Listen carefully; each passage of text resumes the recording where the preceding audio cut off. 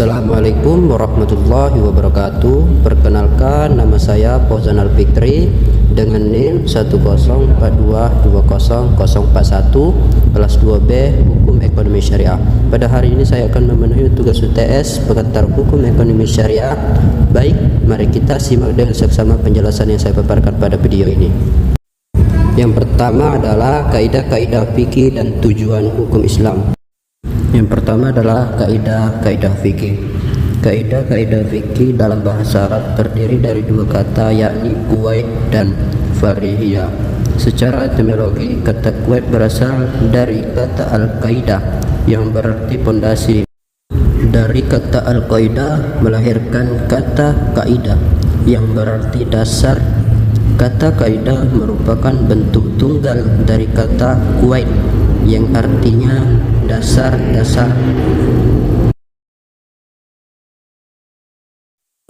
Kaidah fikihiyah atau kaidah fikih menurut sejarah muncul tanpa diketahui atau sulit untuk diketahui siapa pembentuknya. Para ahli fikih menyebutkan bahwa kaidah fikih pada akhir abad ke-3 Hijriah dan awal abad ke-1 Hijriah ditemukan dan dikumpulkan oleh seorang ulama mazhab Hanafi yang bernama Abu Thahir. Diskusi sebanyak 17 kaidah fikih pada 100.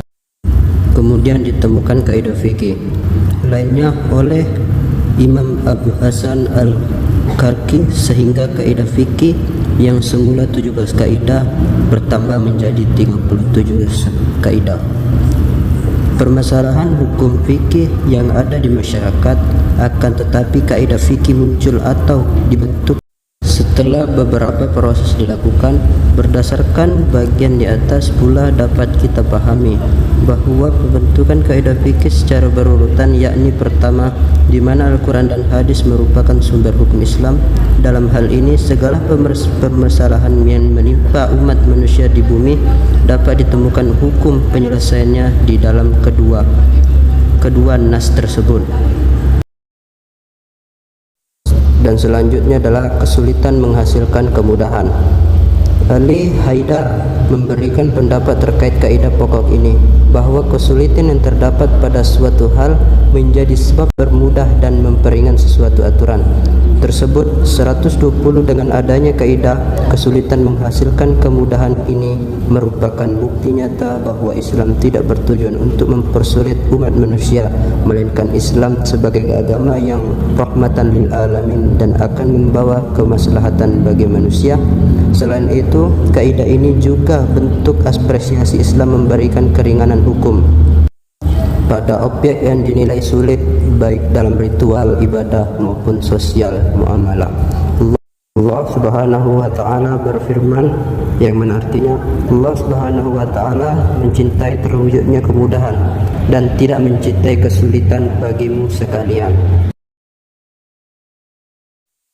Bagian yang keempat adalah kemudaratan harus dihapuskan. Kaidah pokok ini mengandung makna yang secara eksplisit memotivasi kita untuk membuang jauh-jauh semua kemudaratan, baik mudarat bagi diri sendiri maupun mudarat bagi orang lain. Transaksi yang menerapkan kaidah kemudaratan harus dihilangkan juga terdapat dalam praktik pelengan barang, jaminan, gadai ataupun marhun untuk dicapai kemaslahatan bersama dan menghindari kemudaratan pada salah satu pihak. Tentunya sistem pelelangan marhun diperbolehkan apabila suatu prinsip syariah yang terdapat dalam Fatwa Dewan Syariah Nasional nomor 25 DSN Strip MUI _3/2002 tentang RAN, yaitu gadai. Bagian kelima adalah adat kebiasaan mempunyai kekuatan hukum. Kaidah adat kebiasaan mempunyai kekuatan hukum, atau dengan kata lain kebiasaan dijadikan hukum. Ini merupakan kaidah yang terakhir di 5 macam kaidah besar yang ada. Kaidah ini terkait dengan suatu kebiasaan yang berawal dan terjadi di suatu masyarakat, kemudian kebiasaan tersebut berpengaruh dan terjadi secara berulang di kehidupan masyarakat, sehingga secara alamiah kebiasaan tersebut oleh masyarakat dijadikan sebagai suatu hukum atau aturan yang berlaku bagi masyarakatnya. Fungsi fundamental. Tujuan hukum Islam fundamental maqasid al-syariah berdasarkan tingkat urgensitas kepentingan atau daruriyat. Daruriyat adalah kebutuhan primer dan kebutuhan yang harus dipenuhi. Bila mana kebutuhan primer tersebut tidak